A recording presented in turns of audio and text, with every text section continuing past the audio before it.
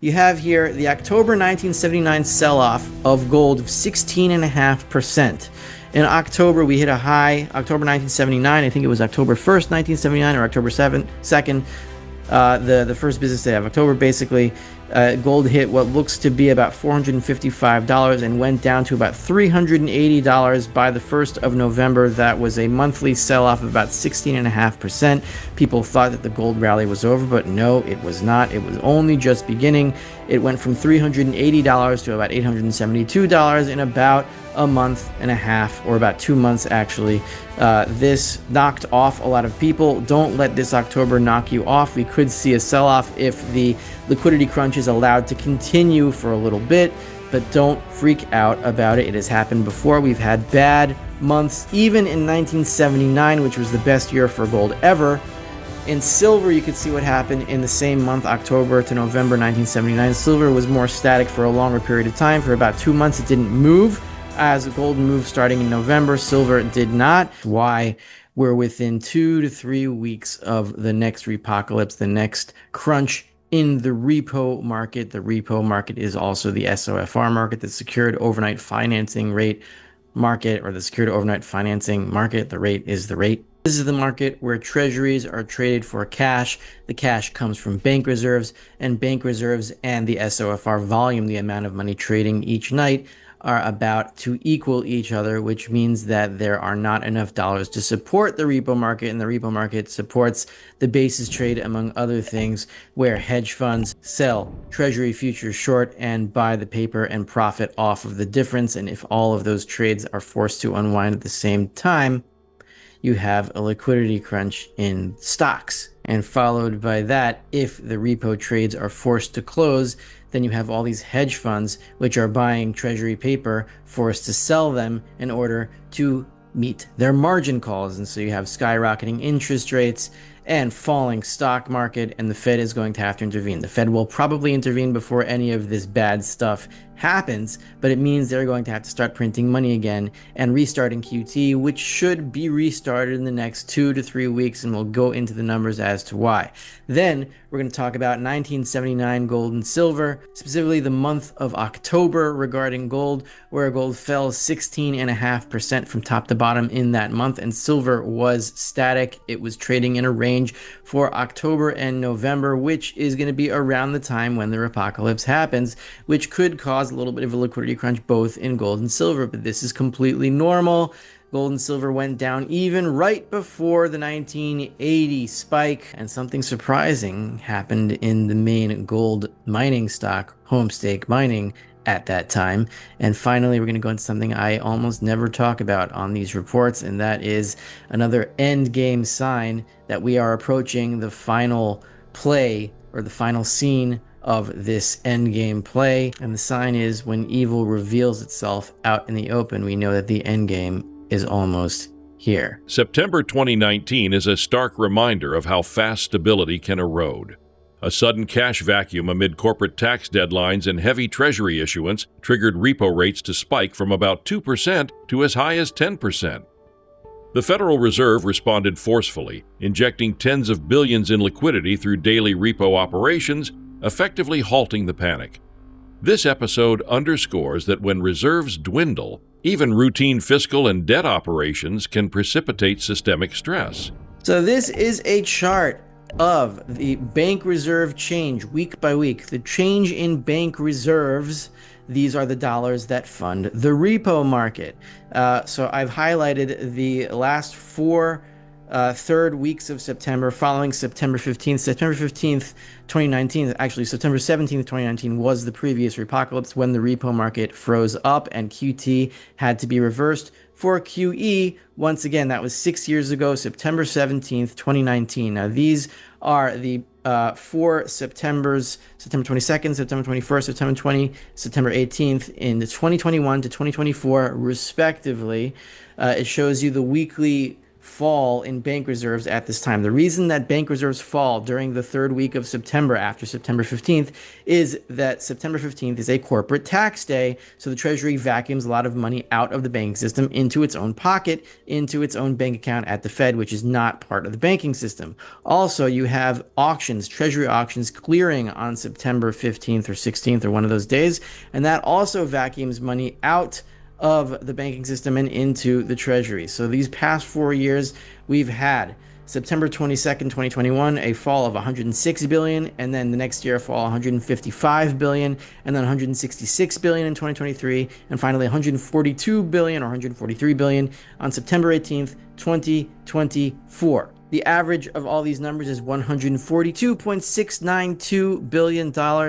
And now you'll see the importance of these numbers in a second, but I'll just tell you that bank reserves are now at about 3.15 trillion or something like that. So if you take it down an average 142 billion, you take it down to about $3 trillion. Why is that important?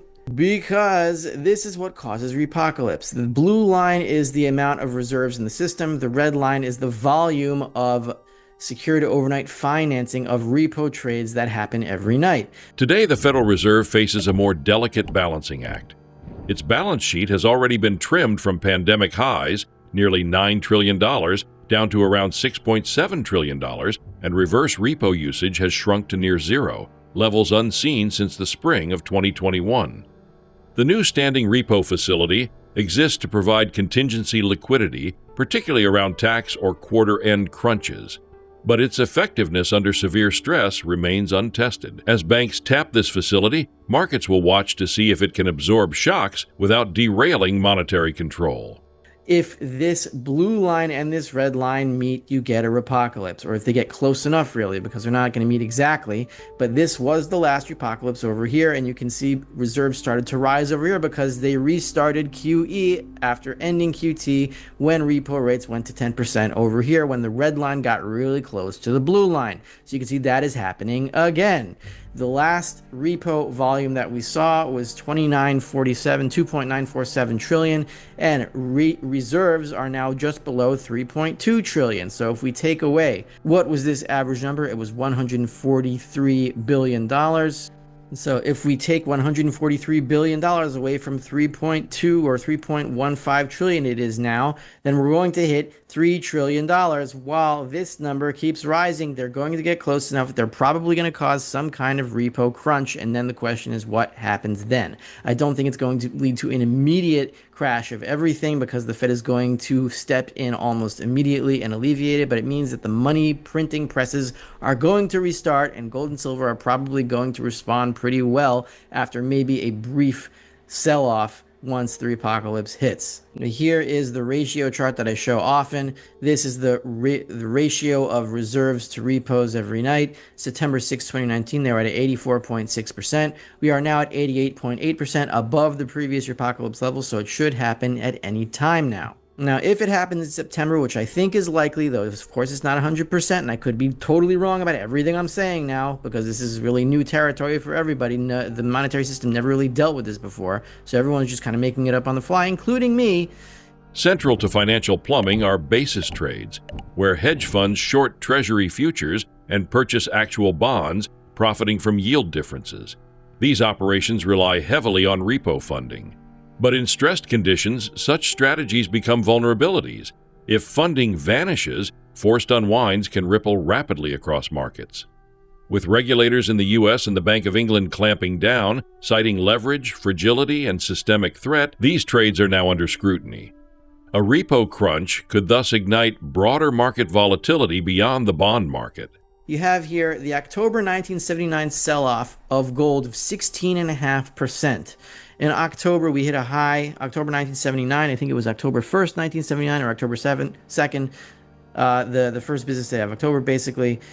Gold hit what looks to be about $455 and went down to about $380 by the 1st of November. That was a monthly sell-off of about 16.5%.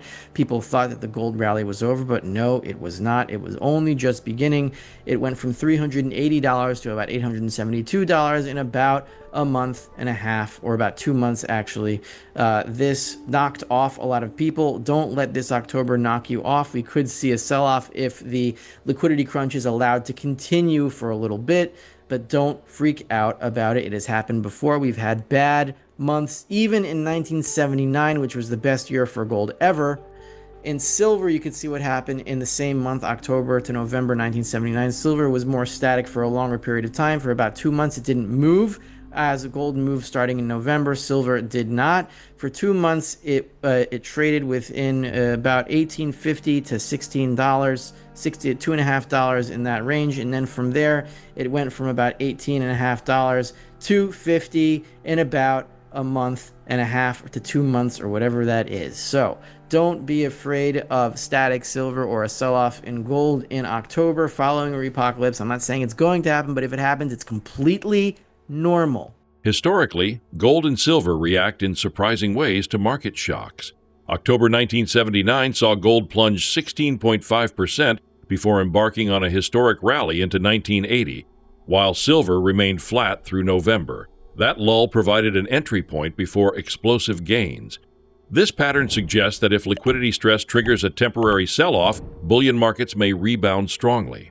Moreover, gold mining equities like Homestake in 1980 sometimes surge only months after precious metals peak, offering a hedge for patient investors. The message: short-term volatility isn't a warning to flee, but sometimes the calm before the storm. And here is the surprising chart. This is 1980. Remember, the gold peak is over here at the beginning of the chart. January 1980, about January 21st, 1980, it's about over here, maybe over here. Exactly where it is, I don't know, because I don't want to count these candles, but you can see the main rally, the big rally in Homestake mining, the premier gold stock back at that time, happened starting in May of 1980 and moved from about $7 to $22, about tripled during 1980 after the gold peak had already happened. So there's another incentive to get some gold mining stocks, because you don't know when exactly they're going to rally. They don't necessarily trade in line with gold and silver all the time. So it is one way to gain exposure to rising bullion prices. And the final thing I want to talk about, as to a very obvious sign that the end game is almost here, is that the other side is getting unmasked.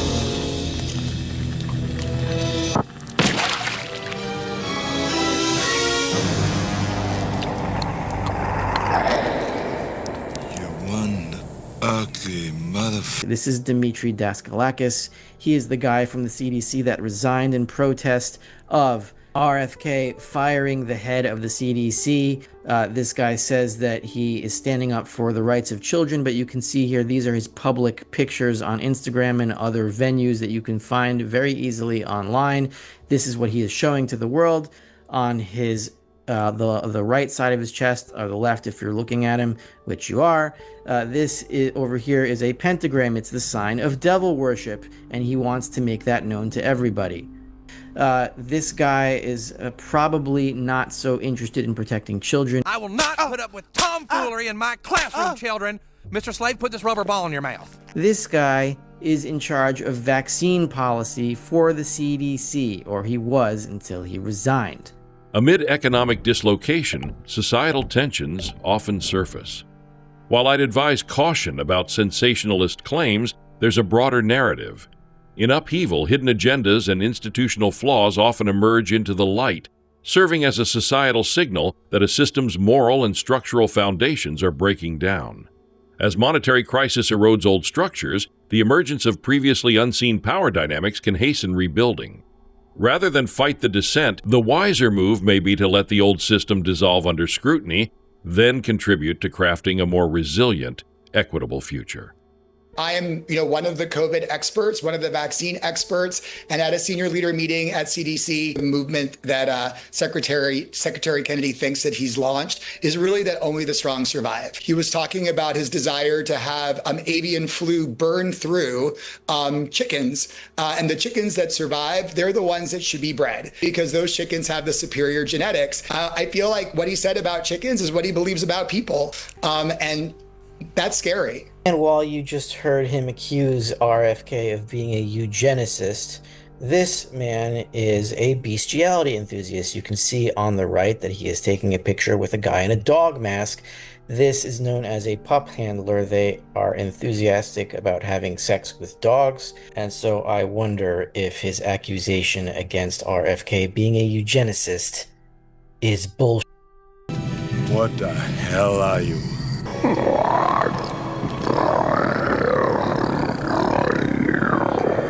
My point here is as gold and silver rise and as the dollar dies, yes, the prices of gold and silver go higher, but that is only the base of the pyramid. The other signs are that the evil that has infected all of our systems because of the inflation that funds everything and all of this garbage, it is unmasking itself, it is unperturbed, and it is coming out in the open as devil-worshipping evil. These are the people in charge, and they are not ashamed anymore. They are coming out to taunt us because they know they're about to lose when their funding dries up, because inflation will be impossible when the dollar is finally dead. And that is when the stackers, who have the real resources, can help rebuild society as the evil will purge itself. There is no need to fight it directly. You just have to wait for the end game, and once we have the resources, the good people can build back a lot better. And I'm using that tongue in cheek.